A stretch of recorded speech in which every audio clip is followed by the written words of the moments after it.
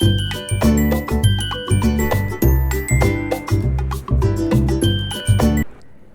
Hello friends and welcome back to my channel creative Alka. मुझे पता है मेरी तरह ही आप लोगों को भी घर साफ रखना, उसे ऑर्गेनाइज रखना, प्रेजेंटेबल रखना पसंद है।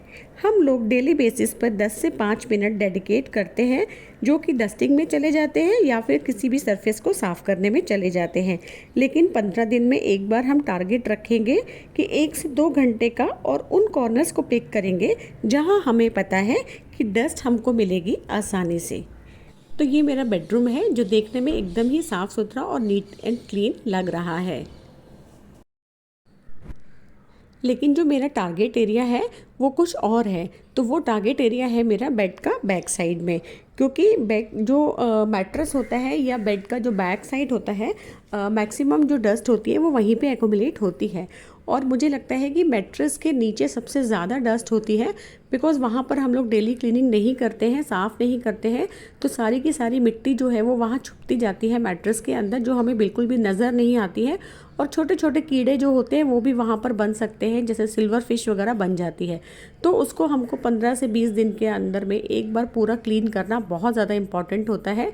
हमें देखने में लगेगा कि हमारा घर एकदम साफ़ है, बेड एकदम साफ़ है, लेकिन अगर आप उसे साफ़ करने जाते हैं तो इस तरह से बहुत सारी मिट्टी निकलती है, छोटे छोटे जो डस्ट के पार्टिकल्स होते हैं वो निकलते हैं। तो देखिए, छोटी छोटी मिट्टी जो थी, बहुत सारी यहाँ पर धूल जो थी वो इकट्ठी हो गई थी डस्ट पैन के अंदर। और अब मैं उसके दूसरे साइड का भी जो मैट्रेस है उसको उठा के वहाँ से उसको क्लीन करूँगी।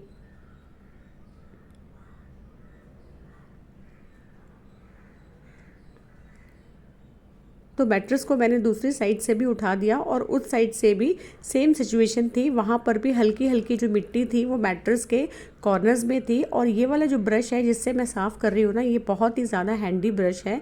तो आजकल बहुत अच्छे अच्छे जो ब्रशेज़ हैं वो मार्केट में अवेलेबल है, आप उनको लेके आ सकते हैं, और बहुत ही सस्ते रेट्स पे ये ब्रशेज़ मिल जाते हैं। तो ये ब्रश मैंने लोकल मार्केट से ही लिया था, और बहुत ही यूज़फुल है। मतलब बहुत जल्दी इससे आसानी से काम हो जाता है, और बहुत टेंशन नहीं होता है कि हमें कहाँ से कैसे साफ़ करना होगा। और यहाँ पर मैं एक टॉवल है उसको मैंने हल्का सा गीला किया है, और उसके साथ से मैं बेड के बैक साइड को साफ़ कर रही हूँ। उसके साथ साथ मैंने बेड को भी जो है वो दीवार से आगे कर दिया है। बेड के कॉर्नर्स पे सबसे ज़्यादा मिट्टी बैठती है, इन कॉर्नर्स के अंदर में मिट्टी अंदर चली जाती है। और ये फर्नीचर एक्चुअली मेरा गवर्नमेंट का फर्नीचर है, तो मुझे इसको साफ़ करना बहुत मुश्किल भी होता है, क्योंकि काफ़ी ज़्यादा मतलब हैवी वेट फर्नीचर होता है ये, इसको उठाना मुश्किल होता है। तो मुझे जितनी भी मतलब जितनी ईज़िली मैं इसको साफ़ कर सकती हूँ मैं उसको करके हमेशा रखती हूँ। तो ये देखिए कितनी सारी मिट्टी जो है वो ऊपर से निकली है, जो हमें लग रहा था बिल्कुल साफ़ है, बिल्कुल क्लीन है घर, जबकि मेरी मेड यहाँ पर काम करके चली भी गई थी। और ये देखिए, हम लोग इस तरह से ना काफ़ी सारे लिफाफे वगैरह रख देते हैं बेड में। और ये प्लाई आप देख रहे होंगे कि इतनी ख़राब है, एक्चुअली ये ख़राब नहीं है, मुझे इसी कंडीशन में मिली थी, और इसी को मुझे साफ़ करके अच्छे से रखना था। क्योंकि जिस हालत में भी आपको मिलती हैं चीज़ें, बस उसको आपको नीट एंड क्लीन करके रखना होता है। तो मेरा मेन मोटिव होता है कि यहाँ पर कोई डस्ट ना हो, कीड़ा ना हो। और बाकी जो फर्नीचर है वो तो मैं कुछ कर नहीं सकती हूँ, क्योंकि वो एज इट इज़ मुझे रखना पड़ता है। तो एक और चीज़ होती है कि मैट्रेस के नीचे कभी भी इस तरह के लिफाफे, पेपर्स कभी भी ना आप रखिए मत। जैसे काफ़ी बार हम लोग एक्सरे वगैरह भी रख देते हैं, तो उसकी वजह से भी ना छोटे छोटे कीड़े जो होते हैं वो मैट्रेस में बनने शुरू हो जाते हैं, जो हमको पता नहीं चलता है। डेली हम लोग वहाँ पर रेस्ट करते हैं, हमें नहीं पता होता है कि मैट्रेस के नीचे हम लोग कितने सारे जर्म्स को इकट्ठा कर रहे होते हैं। इस तरह के जो भी हमारे लिफाफे होते हैं या शॉपिंग बैग्स होते हैं, उसको एक किसी बड़े लिफाफे में आप रख सकते हैं इस तरह से। और ब्राउन पेपर आजकल इजीली हमको शॉपिंग बैग जो होते हैं वो मार्केट से आजकल मिल जाते हैं। तो इनको हम एक तरफ रख के इनको उठा के हम ठीक से रख देंगे, और बेड के नीचे जो है उसको पूरा क्लीन कर देंगे। तो यहाँ पर मेरा पूरा बेड जो था वो एकदम क्लीन हो गया था, और बस अब मैं इसकी बेडशीट लगा दूँगी। अब अगली जो आती है बात, साइड जो हमारा पैक टेबल होता है वो देखने में कितना नीट एंड क्लीन लग रहा है। लग ही नहीं रहा है कि बिल्कुल यहाँ पर डस्ट होगी, क्योंकि ऊपर से सफाई इसकी हर रोज़ हो जाती है। तो मेन जो सफाई है वो अब इसके पीछे से होगी। तो इस तरह की झाड़ू जो होती है सबके घर में होती है, जो पुरानी हो जाती है। तो नया झाड़ू तो हम लोग रखते ही हैं, साथ में पुराना झाड़ू मैं कभी भी फेंकती नहीं हूँ, क्योंकि पुराना झाड़ू जो होता है वो हमेशा इस तरह की जो गंदगी को साफ़ करने के लिए काम आता है। पैक टेबल के बैक साइड में बहुत सारे जाले बन जाते हैं, और कीड़े भी हो सकते हैं, जाले भी हैं। रुआ जो होता है, सफ़ेद सफ़ेद से एक रुआ आता है, और वो हर 15 दिन में बन जाता है। मुझे तो लगता है कि शायद 10 दिन में भी रुआं बन जाता है। और इस तरह से कैबिनेट के नीचे झाड़ू डालकर पक्का से निकाल के अगर आप देखेंगे ना तो बहुत सारा जाला जो है वो निकल कर आ जाता है। और यहाँ पर रोज़ झाड़ू पोंछा होता है, उसके बाद भी अगर आप इस तरह की क्लीनिंग करेंगे ना तो इसके नीचे से पक्का से जाला जो है वो निकल के बाहर आएगा। तो झाड़ू को गोल घुमाते हुए मैंने इसके नीचे से पूरा क्लीन कर दिया। और आप मतलब देख रहे हैं ना, मेरे को ज़्यादा टाइम भी नहीं लग रहा है, बस थोड़ा सा आपको टाइम लगता है। हर 15 से 20 दिन में आपको एक इस तरह की जो आपके जो टारगेट एरियाज़ होते हैं, जहाँ आपको मालूम होता है कि हमारी डस्ट या कीड़ा बैठेगा, उसको हमें अच्छे से साफ़ कर देना चाहिए। और ये वाला ब्रश तो मेरे जब भी हाथ में आता है तो मुझे लगता है कि बस हर जगह की मैं सफाई करती रहूँ। बहुत ही ज़्यादा हैंडी ब्रश है ये, और आप लोग इसको पक्का आप लेके आ जाइए, क्योंकि कई बार डस्टिंग क्लॉथ से हमको साफ़ करने का मन नहीं करता है और उसके बाद फिर उसको हर बार हमको साबुन से धो के रखना भी होता है। और यहाँ पर इसकी मदद से ना आप बहुत सी आसानी से सब चीज़ साफ़ कर सकते हैं। और बस फटाफट से मैंने डस्ट पैन में देखो यहाँ पर जितनी भी डस्ट निकली थी ना पूरी समेट ली। तो यहाँ मेरी सफाई हो चुकी है सुबह। और ये देखिए उसके बाद भी इतना सारा गंद जो था वो निकल के आ गया था। तो ये मेरा पैन भी टूट गया था एक्चुअली, तो मैंने इसको फेंका नहीं और इस पर टेप लगा के ना मैंने अच्छी तरीके से इसको फिर से मजबूत कर दिया है। तो अभी मुझे लगता है 2-3 महीने या शायद ज़्यादा भी मैं इसको यूज़ करूँगी। नेक्स्ट आती है हमारी इस तरह की ना कुछ चेयर्स होती हैं, जैसे मेरे पास केन की चेयर है। और केन की चेयर तो खासकर इसके पीछे ना मतलब जो जाली होती है यहाँ पर ना मिट्टी बैठना बहुत ज़्यादा लाजमी होता है, क्योंकि यहाँ पर खुला रहता है पीछे से। तो यहाँ पर ना हमेशा मतलब कीड़े भी बैठ सकते हैं, तो मकड़ी जैसे होती है वो जाली के अंदर घुस जाएगी तो वो निकलेगी नहीं। तो इसको भी क्लीन करने के लिए मैंने इस तरह का एक ब्रश भी लेके आई हूँ, जिसके ब्रिसल्स काफ़ी ज़्यादा हार्ड है और ये बहुत ही अच्छा क्लीन करते हैं चेयर को। मुझे बहुत ज़्यादा एफर्ट नहीं लगाना पड़ता। और ये देखिए इसके नीचे से भी मैं साफ़ करूँगी, क्योंकि नीचे सबसे ज़्यादा यहाँ पर जाला आ जाता है। तो फर्नीचर हो जो कि आप नहीं देखोगे थोड़े से भी दिन ना, उसके नीचे तो जाला पक्का बैठेगा ही। और आप खुद सोचिए, ऊपर से हम हर रोज़ साफ़ कर देते हैं, घर बहुत सुंदर लगता है प्रेजेंटेबल, लेकिन कितनी गंदगी नीचे होती है। तो ये ब्रश बहुत ही काम का है। मैंने आपको बताया इसके ब्रिसल्स बहुत हार्ड है और इसकी शेप इस तरह से है ना, तो इसको आप मतलब अंदर की तरफ भी घुमा के कुछ भी चीज़ आप इजीली साफ़ कर सकते हैं। तो मेरे को बहुत ज़्यादा ये काम आता है। तो इस तरह से आपने देखा कि मेरा क्लीन सा बेडरूम आपको लग रहा था, लेकिन वो क्लीन नहीं था और कितनी सारी गंदगी मैंने उस सफाई के बाद भी निकाल दी। तो मॉर्निंग में मेड के भरोसे भी हम नहीं रह सकते हैं कि अगर वो साफ़ करके चली गई है तो हमारा घर साफ़ है, क्योंकि हमें बीच बीच में खुद अपने आप पूरा चेक कर लेना चाहिए कि हमारा घर साफ़ है भी या नहीं। तो ये टारगेट एरियाज़ हैं जिनको हमें पक्का देखना चाहिए कि यहाँ पर हमको सबसे ज़्यादा जो है वो डस्ट मिलेगी, उसको हमें क्लीन करना चाहिए। तो ये देखिए अब मुझे थोड़ा सा सेटिस्फेक्शन हो रहा है कि मेरा बेडरूम साफ़ हो गया है। तो नेक्स्ट है फ्रिज वाला, जो ये वाला जो एरिया होता है ना, इसको साफ़ करना बहुत ज़्यादा मुश्किल होता है। एक तो हैवी फ्रिज आते हैं आजकल, पहले तो छोटे आते थे, तो आजकल तो बहुत मुश्किल है, इनको उठाना तो पॉसिबल ही नहीं है। तो मेरे पास वैसा वाला कोई ब्रश नहीं है, तो मैं झाड़ू से भी कई बार कर लेती हूँ। लेकिन मैंने एक आइडिया लगाया था, तो मैंने झाड़ू के ऊपर ना इस तरह से एक पुराना सॉक्स है, तो इस झाड़ू के ऊपर ना पूरा सॉक्स को मैं कवर कर दूँगी। और सॉक्स से एक मुझे एक बेनिफिट ये होगा कि फ्रिज के नीचे जब इसको मैं डाल के साफ़ करूँगी ना, तो जितनी भी नीचे मिट्टी होगी या जाला होगा या रुआं होगा ना, वो सारा इसके साथ में आ जाएगा। तो मैंने ये एक हैक है जो मैंने ट्राई किया था और बहुत हद तक सक्सेसफुल हो भी रहा था। तो मुझे तो ये बहुत अच्छा लगा ये वाला आइडिया कि अगर आपके पास लॉन्ग ब्रश नहीं है तो इस तरह से ना आप फ्रिज के नीचे झाड़ू के अंदर लगा के सॉक्स को और आप डाल के ना पूरा ऐसे अच्छे से साफ़ करना, तो पूरा ना मुझे लगता है कि अच्छे से जो रुआं वगैरह या मिट्टी भी होगी तो वो पूरी निकल के बाहर आएगी। और ऐसा ही हुआ, ये देखिए कितनी सारी जो थी ना ये वाइट वाइट देखो जाला है ये पूरा ना, तो यहाँ पर झाड़ू भी नहीं पहुँच पाती है ठीक से, तो ये पूरा साफ़ हो गया। जबकि मेरे घर में रोज़ मेड साफ़ करके जाती है, लेकिन उसके बाद भी मैंने अपने टारगेट एरियाज़ पे से मिट्टी निकाल दी। तो आप देख सकते हैं कि हमें अपना घर साफ़ लगता है, लेकिन वाकई में कुछ जगह जो रोज़ टच नहीं होती हैं या क्लीन नहीं होती हैं, वहाँ पर गंदगी बैठती ही बैठती है। तो नेक्स्ट है ये देखिए, एक मैं की लॉन्ग ब्रश लेकर आई थी। ये बहुत ज़्यादा मतलब हैंडी एंड यूज़फुल है, बहुत सॉफ्ट सा है, प्यारा सा लगता है, मतलब टॉय जैसा लगता है। एंड इसके ऊपर ना कवर है इस तरह का प्लास्टिक का, तो आप इसको जब बंद करना हो तो ऐसे करके आप टांग दीजिए, और जब आपको यूज़ करना हो तो इसको पीछे कर दीजिए। तो इस टाइप का ब्रश है ये, तो अच्छा है और मुझे लगा कि काफ़ी ज़्यादा ये मतलब यूज़फुल भी होने वाला है।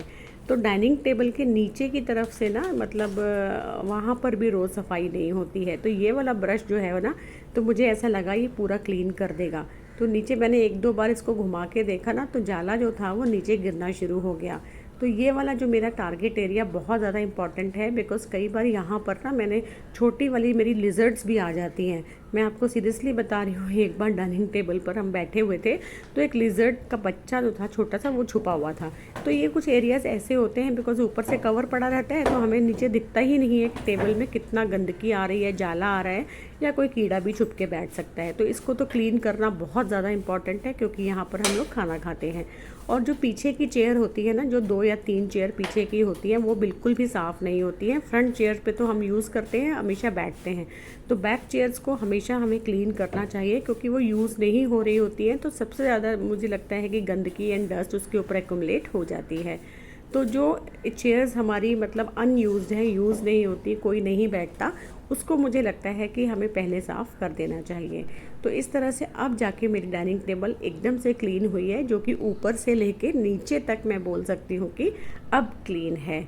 ऊपर तो हम लोग रोज़ ही साफ़ कर रहे थे, लेकिन नीचे से जो थी हमारी टेबल वो क्लीन नहीं हो रही थी। जो बेसिकली जो टारगेट एरियाज़ थे उसको मैंने क्लीन किया, तो मन में एक सेटिस्फेक्शन भी आ जाता है कि अब आप बिंदास टेबल पे बैठ के कुछ भी खाना पीना खा सकते हैं, कीड़े का भी डर नहीं है। नेक्स्ट है, हमारे घर में ना इस तरह के सॉफ्ट मिरर्स वगैरह लगे रहते हैं, शीशे लगे रहते हैं, जो सामने से तो चमकते रहते हैं, लेकिन इनके साइड्स में, और ये देखिए इधर की साइड्स जो होते हैं ना, इसमें मिट्टी आ जाती है। तो ऊपर से तो लगता है कि एकदम साफ़ सुथरा रखा है, कुछ नहीं है, लेकिन इनके पीछे पीछे जो है वो काफ़ी सारी डस्ट आती है। और जब ये वाला ब्रश मेरे हाथ में आता है, तो ये सब जगह चलता है, फटाफट से मिट्टी को झाड़ता जाता है। कहीं पे भी ज़रा सी भी मिट्टी होना एकदम गिर जाती है। और नेक्स्ट है इस टाइप की कारपेट्स अक्सर जो होते हैं वो निगलेक्ट हो जाते हैं, क्योंकि इनको साफ़ करना रोज़ पॉसिबल नहीं है, और मन भी नहीं होता कि कारपेट को साफ़ करें। तो इस वाले ब्रश से ना पूरा जैसे बाल वगैरह होता है कई बार, या रेशा होता है, या झाड़ू के रेशे होते हैं ना, वो भी चिपक जाते हैं। तो इस वाले ब्रश की हेल्प से ना मैंने पूरे के पूरे जो रेशे थे या बाल थे छोटे छोटे ना, वो पूरे निकल गए थे। तो कई बार हमें पता नहीं चलता है, लेकिन हवा के साथ भी बहुत सारे पार्टिकल्स ऐसे आते हैं डस्ट के, जो इस कपड़े के ऊपर बैठते जाते हैं। तो इस ब्रश की हेल्प से मैंने पूरे के पूरे ना दरी के ऊपर से डस्ट को साफ़ कर दिया था, और आप देखेंगे कि ये काफ़ी क्लीन भी लगने लगा है। तो मुझे तो ये ब्रश बहुत ज़्यादा पसंद आ रहा है, बहुत ही अच्छा ब्रश है, मतलब एक तरह से मल्टीपर्पज़ है, जो सारे ही काम मेरे करते जा रहा है। उसके बाद ब्रश को मैंने साफ़ किया, और साफ़ करने के बाद में सोफ़े की गद्दियों को भी थोड़ा सा मैंने साफ़ कर दिया। तो ये कपड़ा चढ़ा हुआ है इनके ऊपर, तो इसके ऊपर से भी काफ़ी सारी डस्ट जो है वो नीचे आ गई, और बैक साइड पे सोफ़े के भी अच्छे से क्लीन कर दिया, क्योंकि वो एरिया भी रोज़ रोज़ हम साफ़ नहीं करते हैं। तो ये कुछ चीज़ें ऐसी होती हैं जो हमारी मतलब जहाँ पर हम लोग डेली सफाई नहीं कर सकते, बट एटलीस्ट 10 दिन में 15 दिन में हमको पक्का साफ़ करना चाहिए। एंड लिविंग रूम में तो एक ऐसा होता है कि कोई भी आके बैठता है। नेक्स्ट है हमारी पैक टेबल्स हम ऊपर से रोज़ डस्टिंग करते हैं, और साफ़ करके उसको कपड़ा ढक देते हैं या शोपीस लगा देते हैं, लेकिन इसके नीचे का एरिया हम लोग नहीं देखते हैं। तो असली जो गंदगी होती है या हमारा टारगेट है वो है इसके नीचे का हिस्सा। नीचे के हिस्से में बहुत सारा जाला हो जाता है, मिट्टी हो जाती है, जिसको साफ़ करना बहुत ही ज़्यादा ज़रूरी होता है। तो ये फर्नीचर हो गया, सोफ़ा हो गया, पैक टेबल्स हो गई, इनके नीचे की सफाई करना बहुत ज़्यादा ज़रूरी होता है। ऊपर से तो घर चमकता ही रहता है, लेकिन अंदर से भी इसकी क्लीनिंग बहुत इम्पॉर्टेंट होती है। तो इस तरह से जब मैंने आपको बताया मेरे हाथ में ब्रश रहता है, तो मैं इसको पूरे घर में इसको क्लीन करती जा रही हूँ। एंड बेस्ट पार्ट इसकी जितने भी डस्ट पार्टिकल्स हैं ना, इसके ऊपर चिपकते नहीं हैं, पूरा झड़ जाते हैं, मतलब ये एकदम क्लीन करता जा रहा है, उसको झाड़ता जा रहा है। तो ये बहुत अच्छी चीज़ है, मतलब मुझे तो लगता है इससे शायद मैं डेली बेसिस पे भी करती रहूँगी। बहुत अच्छा ब्रश है। और नेक्स्ट है फ्रिज के ऊपर का टॉप। तो फ्रिज के ऊपर का जो टॉप होता है इसके ऊपर भी मैक्सिमम मिट्टी आती है। मैं अपने फ्रिज को कवर नहीं करती हूँ ऊपर से, बिकॉज़ फ्रिज को हमेशा खुला रखना चाहिए, इसके ऊपर कपड़ा वगैरह नहीं ढकना चाहिए। तो इसको भी क्लीन करना बहुत इम्पॉर्टेंट होता है, क्योंकि इसके ऊपर सबसे ज़्यादा जो मिट्टी है वो बैठ जाती है। तो ये देखिए एक और छोटा ब्रश मैं लेकर आई हूँ, और ये भी मुझे बहुत ज़्यादा यूज़फुल लग रहा है। बहुत छोटा सा है, सॉफ्ट से ब्रिसल्स हैं, और ये डेलिकेट आइटम्स के लिए है। जो भी आपके घर में छोटे छोटे डेलिकेट आइटम्स हैं उनको आप इससे क्लीन कर सकते हैं। तो ये भी मतलब ऑलमोस्ट 20 रुपीज़ का ब्रश है, मतलब बहुत ही वर्थ लगा था मुझे। ये भी मैंने लोकल मार्केट से ले लिया था, और बहुत ही मतलब मुझे तो बहुत ज़्यादा मतलब टॉय जैसा था, बट बहुत अच्छा यूज़फुल था। लाइक बुक्स वगैरह को क्लीन करने के लिए, मैंने बताया ना, कोई भी ऐसे डेलिकेट आइटम जो है आपका, उसको आप इजीली क्लीन कर सकते हो। अब एक एक किताब को उठा के साफ़ करने की ज़रूरत नहीं है, आप इसको बस घुमाते जाइए और ये उसके ऊपर की डस्ट को निकालता जा रहा है। तो ये था मेरा एक छोटा सा रूटीन जो मैं हर 15 दिन में करती हूँ, और सिर्फ 1 से 2 घंटे लगाकर अपने घर के कोई ना कोई कॉर्नर को पिक करती हूँ और उसको अच्छे से क्लीन करती हूँ। तो आई होप आपको मेरा आज का वीडियो पसंद आया होगा। तो अगर पसंद आया हो किसी भी रीज़न से, तो please like, share and subscribe my channel. Thank you so much.